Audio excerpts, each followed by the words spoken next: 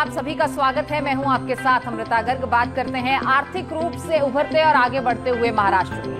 आर्थिक प्रगति में निवेशकों और उद्योग क्षेत्र की भूमिका सबसे अहम होती है और इसी बात पर जोर देते हुए सह्याद्री गेस्ट हाउस में मुख्यमंत्री देवेंद्र फडणवीस की मौजूदगी में अलग अलग फील्ड में इंडस्ट्री, सूचना प्रौद्योगिकी, food processing industry, warehouse, data centre और लॉजिस्टिक्स हब प्रोजेक्ट की स्थापना के लिए 1,08,599 करोड़ रुपए के निवेश हेतु एक समझौता ज्ञापन पर हस्ताक्षर किए गए हैं। इससे 47,000 लोगों को रोजगार मिलेगा।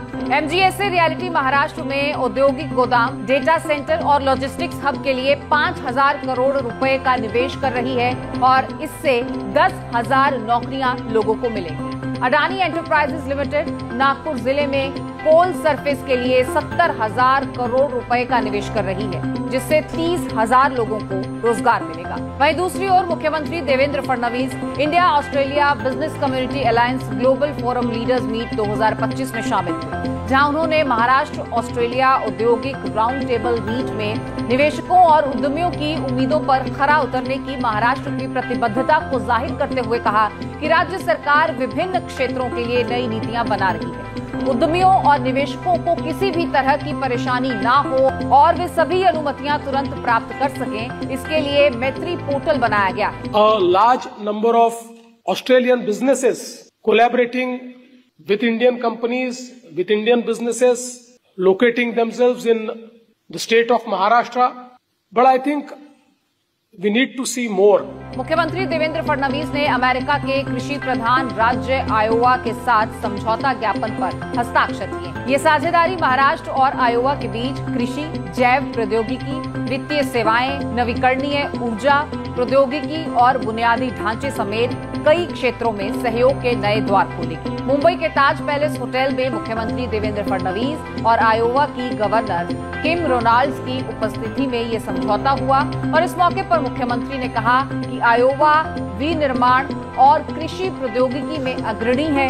उनके अनुभव से छात्रों और उद्यमियों के लिए नए अवसर बनेंगे। आगे बात करते हैं, महाराष्ट्र हर क्षेत्र में लगातार आगे बढ़ रहा है। ऐसे में समय को कम करने और इलेक्ट्रिकल प्रोडक्ट्स की टेस्टिंग को आसान बनाने के लिए अब हैदराबाद या भोपाल जाने की जरूरत नहीं पड़ेगी, बल्कि नासिक में ही यह काम आसानी से हो पाएगा। और ऐसा इसीलिए क्योंकि सेंट्रल पावर रिसर्च सेंटर की रीजनल टेस्टिंग लैब का नासिक के शीलापुर में शुभारंभ हो चुका है। मुख्यमंत्री देवेंद्र फडणवीस और केंद्रीय ऊर्जा मंत्री मनोहर लाल ने नई टेस्टिंग लैब का उद्घाटन किया। 200 करोड़ की लागत से बनी लैब अब इलेक्ट्रिकल उत्पादों के टेस्टिंग और सर्टिफिकेशन की सुविधा को स्थानीय स्तर पर उपलब्ध कराएगी। ये नई CPRI लैब न केवल नासिक बल्कि पूरे महाराष्ट्र के उद्योग क्षेत्र के लिए काफी महत्वपूर्ण कदम साबित होगा और इससे कंपनियों को प्रोडक्ट को सर्टिफाई कराने के लिए अब दूर दराज के शहरों में जाने की जरूरत नहीं पड़ेगी। इस लैब के उद्घाटन से नासिक की आर्थिक गतिविधियों को भी बढ़ावा मिलेगा। वहीं दूसरी तरफ महाराष्ट्र के उप मुख्यमंत्री एकनाथ शिंदे ने नेपाल हिंसा में फंसे महाराष्ट्र के नागरिकों से बातचीत की। उन्हें सुरक्षित भारत वापस लाने का विश्वास दिलाते हुए कहा, ऐसी मुश्किल घड़ी में महाराष्ट्र आपके साथ है। राज्य के मुरबाद तालुका के साथ साथ मुंबई और देश के अन्य हिस्सों से लगभग 150 टूरिस्ट नेपाल में फंसे हुए हैं, जिनसे उप मुख्यमंत्री ने मोबाइल पर बातचीत की है।